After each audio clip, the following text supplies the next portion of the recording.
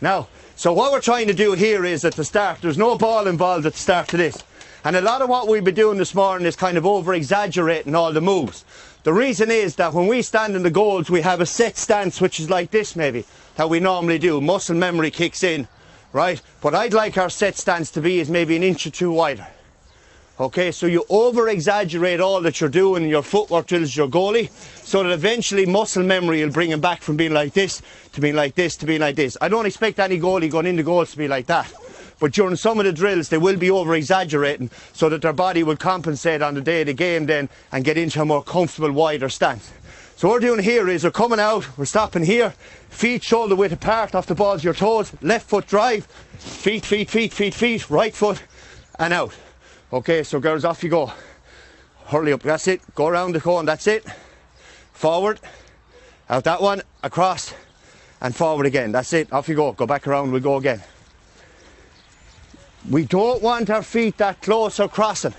If you think about it inside in the goals, when the ball is in the danger area, all right, thanks, you can hold up a minute. When the ball's in that danger area, the last thing we want is our feet off the ground for too long. Why? Because we need to plant our foot to go someplace. All right, so you need to just hover over the top of the ground. You're a goalkeeper like that, because it gives you a stance. Then if the ball goes this way, you're here. If your feet are like this, if I had to jump out there, it's as good as it gets. If I have to jump out there, see the difference. So it's really important, and even for outfield players, if you tell players go across there like that, you know, going across like this, if they're clicking their feet, they have no control over their feet. You're talking about players playing the fastest game in the world. If your feet are off the ground for a millisecond too long, you can't turn. You can't change direction, you can't react to what's happening around you. So that part of your feet low across the ground like that is really important. So it's like a crab. So let's go again. Off you go. Well done. Better. Feet shoulder width apart. Better, and forward out. That's it, you're alright. Keep going now. Push off the left foot. That's it. That was done for like outfield players, where the hurley is down here like this and we're moving all the time. But as goalkeepers, we need to hurley up. So you come out, and it's important as well that your knee drive. If you're looking to take off, you flex your knee and push. Sometimes you say to goalies, God, how did they get off their line so fast? There's two things going on. One, they're good position, which comes experience. But two, they had a drive off their knee, like that. They didn't start by going this way. They had a knee bend. So that's why we're teaching our goalies to get off the mark quickly on the outside. So there's no part of the drill that's wasted. So you come here, you push off right foot, slight knee bend, left foot, up like that, right foot, and push off.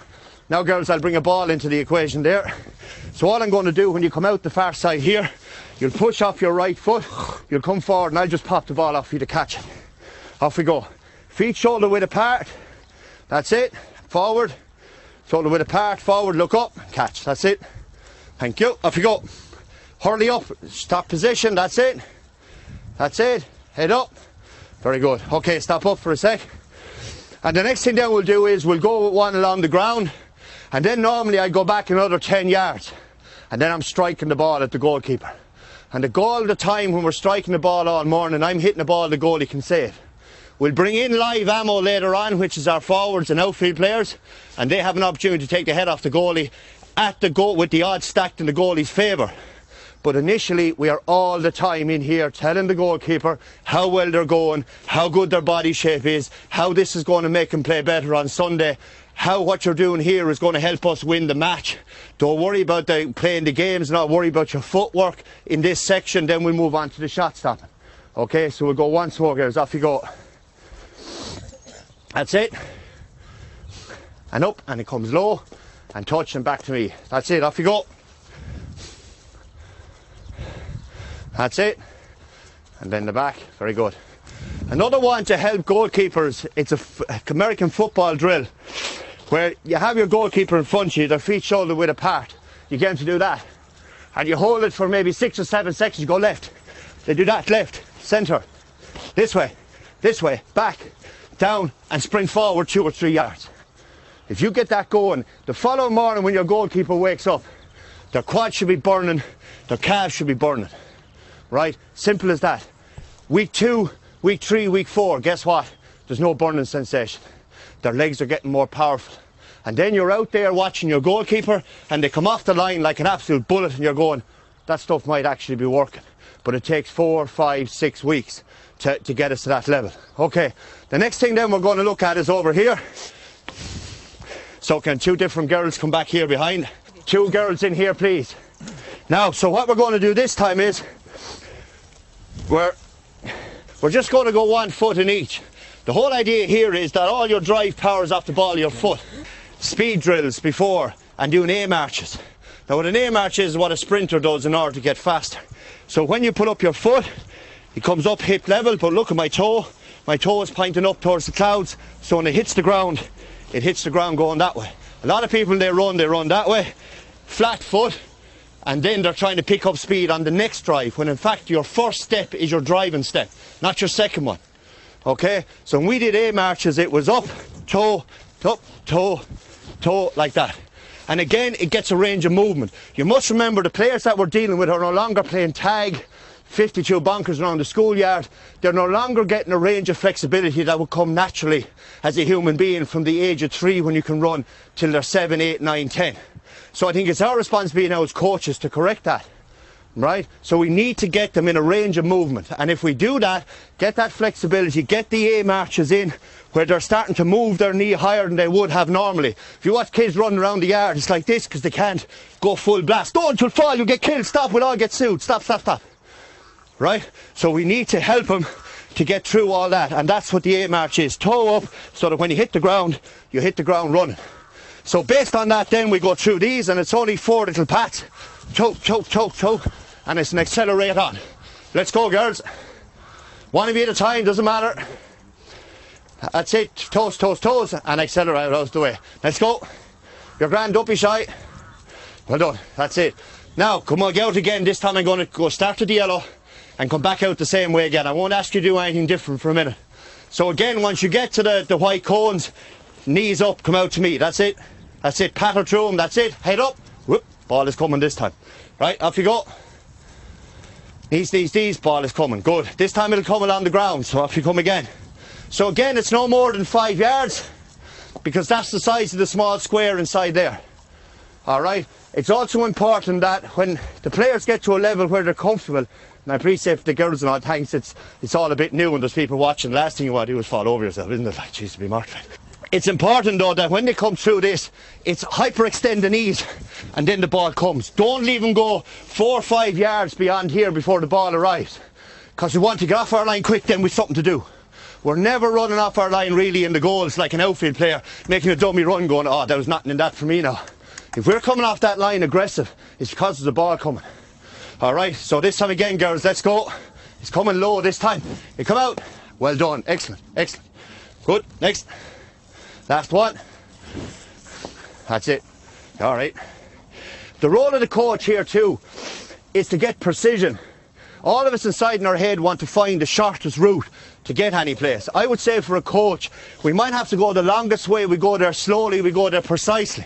So if one of your players is hopping these too many, I take out a video, and I'm even talking now getting to 8, 10, 11 up along the line, kids, and just video a bit of it and then show them, look, we're not getting faster, because everything in the world was made twice. It was made once inside in your head and then somebody actually physically made it. So unless they can actually see physically the problem that's going on, because sometimes we're all inside in our own heads and we could be doing the wrong thing, and someone will say it to you, you go, I don't do that, and then they show you a bloody video of it and you're going, oh yeah, I am doing that, right? So that addition of technology into it, you don't need to put trackers on their backs or any of that kind of mad stuff, right? But sometimes you'll know yourself with the player you're dealing with whether they can cope with this bit of feedback or not. When that's you, the coach, comes into play as well. You'll know your player, you're giving good positive feedback, and you're saying, look, well, maybe we can do this a bit differently. So the next thing then we're going to do is we might have to come out and go sideways quickly to stop a shot.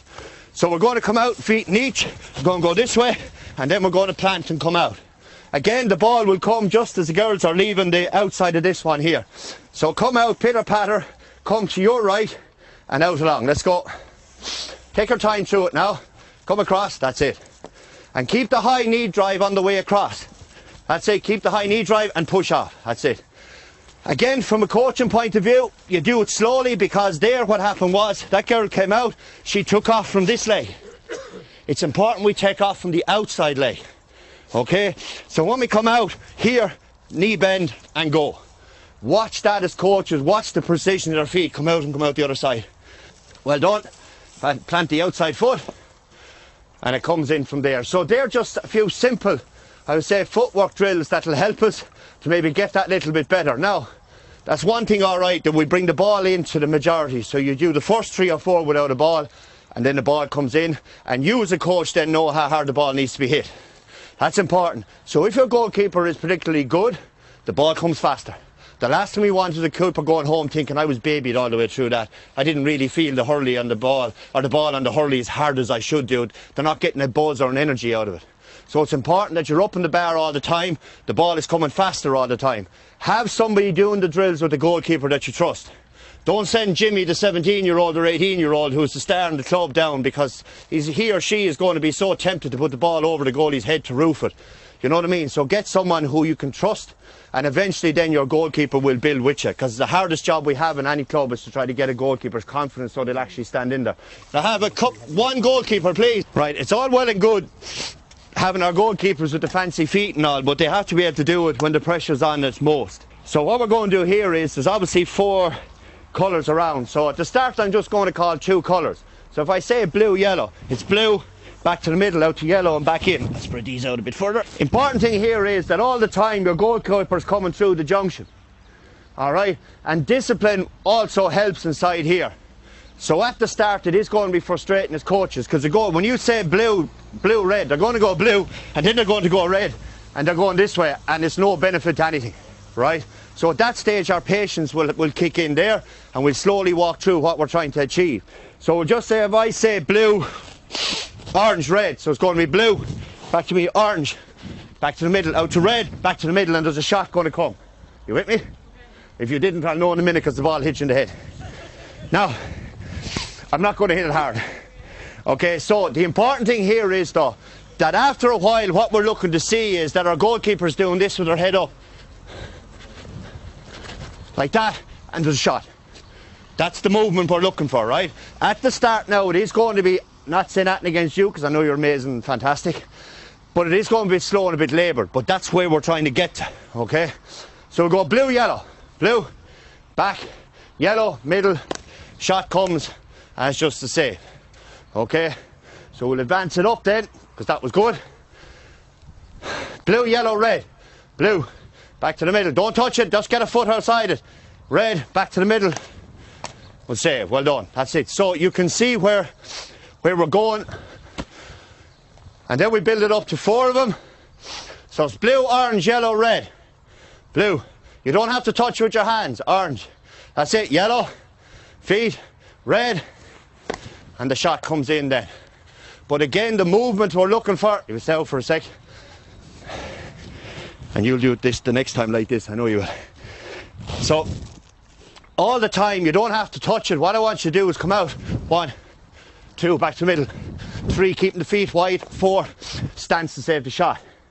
Okay, because in here, again where the video can help is that in here, if your goalkeeper does that and you're able to freeze frame that image and say if the ball took a deflection anywhere in here and you're in any position to save the ball, especially for the older boys or girls, they go, no, I'm not really. Okay, that's what we're trying to coach, that's where I want you to get to. So again, you're giving that positive feedback and you're actually showing them what they're doing. Is all of what you think the goalie can save it. Obviously getting harder and harder. Blue, yellow, red, orange. Blue, back to the middle, yellow, that's it. Red, back to orange, and the shot comes in. Well done, well done. Okay, the next one then is where we have to go right or left. So what I'm going to do is I'm just going to throw the ball over the yellow or the red cone. So I need you to stay nice and loose like this. This is good for our young keepers, anyone up to age 10, 11, just to get their hand-eye coordination going right. So stay nice and light on your feet. Don't ever stand with your, no, light up the balls of your feet. Like I am now, just nice and light, nice and light. Here we go. Now just throw it back to me or hand pass it back to me. Let's go again. See, you try the trick, you add on that little bit of extra, giving them the eyes. Right, ready? That's it, move sideways to catch the ball. Outfield players, when they're running to get the ball, their instinct is to go in that way. Now if a ball's coming this way and I'm running that way, I've only that size to stop the ball. Right? I'd much prefer throw the ball to any side of me you like, just pop it up. That. Difference between an outfield player and a goalkeeper. They'll use their feet to get there. A goalkeeper, an outfield player, will use the hurley extension because it's all about getting your hand speed. For me as a goalkeeper, my job is to get it in my hand with all my body behind it if possible, because if my hand lets me down, it pops back out. So that's why here, when you're training your goalkeeper, if you put an outfield player in there, they'll turn off their foot straight away to catch you that way. The goalkeeper we want is to do this. And it also helps them show with progression that their feet are getting them, will get them there. Okay, we'll go again. I'm going over the yellow this time. Feet, well done. Back in again, sideways in. Back it. Well done, good. Let's go again now. That's it. Well done. Excellent. See the way she's able to keep her form and shape? And now suddenly, able to put out her hand and catch the ball. Well done. Go on to this next exercise. Position aside in the goals. I was lucky. When I was underage, I was tiny. So that meant I had to appreciate the height of the crossbar very early in my life. And it helps you throughout the rest of your career then. Goal line here. Where would you stand if there was a ball hit out from 60 yards? I'll show there's the goal line. Where would you stand? Stand in. There's a 65 or 45 being taken. Where do you stand? Okay. Can you see the crossbar? If the ball goes in back that way, you're going backwards. Okay. For me, forever and a day, whether I was 5 foot nothing or 4 foot nothing or 6'1" as I stand today, toes behind the line. See the crossbar. Do not leave this position as a goalkeeper until you are dead sure you're going after the ball. Because the last thing we want is, we start here and we're starting to go this way. And this is a scary place to be as a goalkeeper going backwards. And how many goalies have we seen? I batted, oh jeez, the goal. I hit the crossbar at the hurley. Disaster zone, right? Can be avoided, but also a starting position is good. Also, I'd have somebody on the line with me. Why? Because I'd say if I'm going off the line, you stand in behind me. So there's an extra comfort. They mightn't stop it, but inside my head I'm thinking, well, at least I'm not the last line of defence anymore. And if I'm coming out then more often than not. If I can catch it, I can catch it. And communication then with your full back line is key. So if I was never really big at the shouting, keeper! Because what happens then is that everyone goes quiet. And then, whoosh, and you're mortified. I'd say mine is all I'd say. No big roars, but as long as my full back is only here to here away, then they know that I'm getting it. So while you're shouting and roaring like a bull inside, my ball! Everyone knows I'm coming out like a train, including the full forward who knows you're coming at that stage. I'd have a good relationship with my full back, no matter what age it is, I'd say leave it off, it's mine. And that's as loud as it gets. But if I'm in any doubt, ba-junk, I'm doing that. Save the ball, leave the rest look after itself after that. We're going to start on the orange, we're going to race out to the red, reverse to the blue, and then there's a shot coming. So we're coming out, stop, back, and then I'm going to hit the ball in low, okay? Again, it's all about getting your centre of gravity right, that you're coming forward to take the ball, rather than going backwards like this to try to take it. Out you go. Out 2, back 1, forward. Well done, well done. Back you go again, we'll do 2 more. So this is as simple as what it is. Let's go. Back, forward. You're all right. But all the time you're just getting the goalie used to that bit of muscle memory.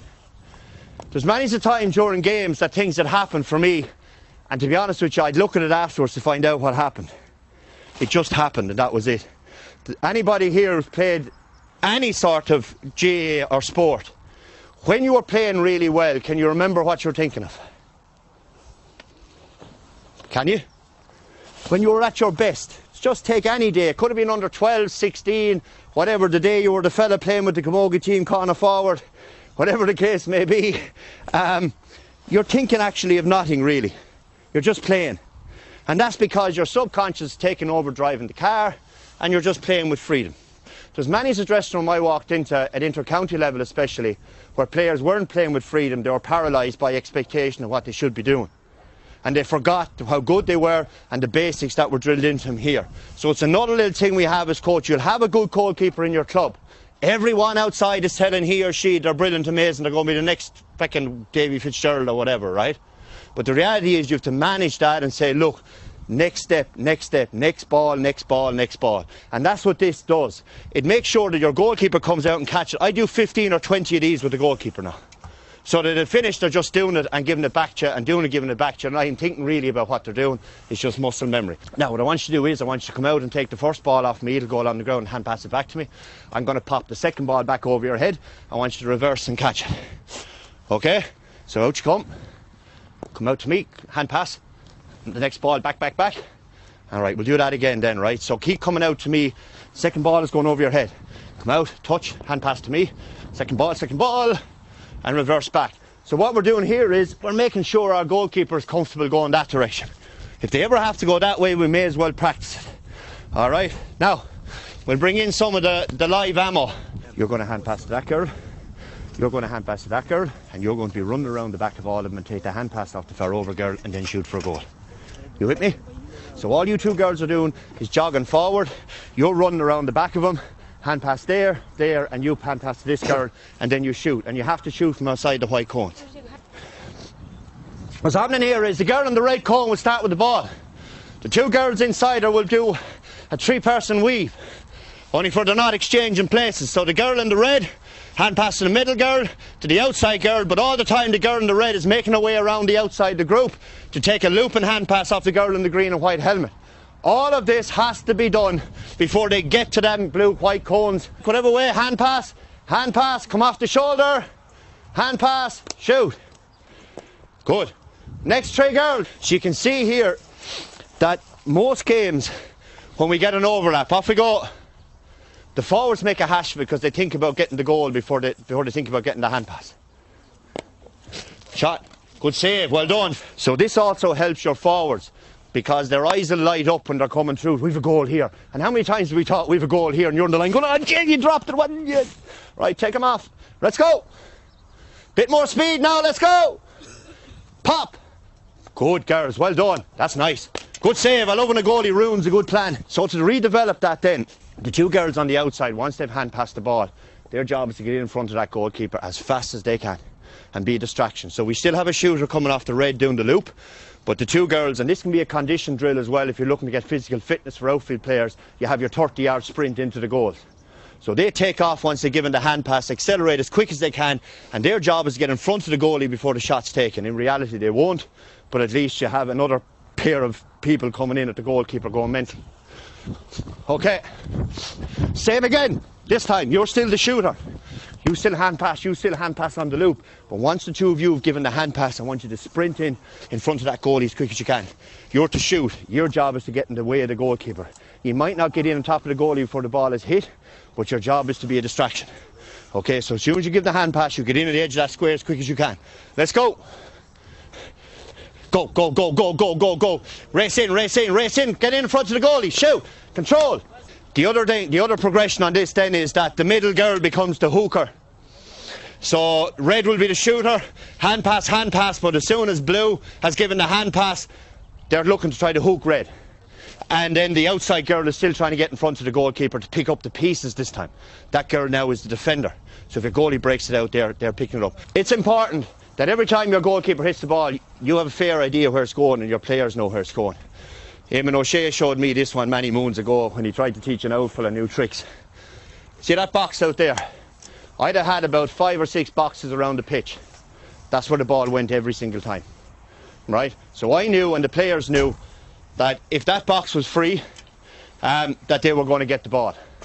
It's as simple as that. So you need to, when you're hitting the ball then, you see a lot of players will scrunch up when it's going low, when it's going short.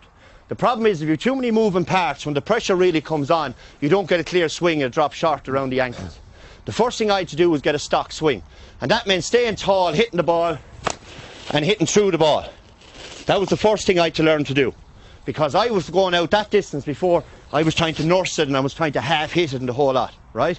Also, the angle that the ball is struck, as far as I was concerned, was all determined by my top hand. The power was determined by my bottom hand. So if I'm going out to left half back, Declan Fanning, and back in the good old days, I have it like a 6-iron. And I needed to get it up and down. So that's when I was in the goals, I was changing. If you ever watch any of them, I'm like that with it, because I'm deciding where it's going to go, 6-iron there, and just boom, through the ball all the time. That movement. all the time. How I got to that point was I put a camera up on top of the goalpost and I videoed myself hitting the ball. It's as simple as that. If you use the super slow-mo on the camera, it's better again. You get to see when it's not struck right. Why? It's normally because you scrunch or that you don't have free movement of your arms. That's the strike. When goalkeepers are hitting it wrong, their arms are like that. When they're hitting it right, their arms have full flow and a follow through. Okay, strike a ball out there. No pressure. Good, well done. Follow through, perfect. All the different things will come, like distance and all, as soon as we get bigger and stronger. Another part too is if you have a goalkeeper in the club who's struggling with distance, give him a heavy hurling ball, put it in water overnight, and give it to him the following day and tell him give 10 minutes pucking that ball against the net. It's going to kill him. So what you do then is you put a target on the net to how high up you go. So you stand back 10 yards from the net, and the first night you say, well, we'll go as far as the first line. A week later you go into the next line, and later on. We are always giving goalkeepers targets. We can check progress then. The target is a happy, clappy one. It's not if you don't do this, you're going out the gate job, right? It's allowing them to see that the process you put them in is working. That's the whole idea of putting that target there. So if you're showing the wall, or you put the cones out for distance, the goalkeeper then obviously is thinking the next night, geez, I want to get it higher. I'll really show off the next night now. And guess what? They're at home practicing. Because suddenly they're saying, well, if I go to the field and I do this right, I'm going to feel really good. And the reason we do things in life is to get a good feeling out of it.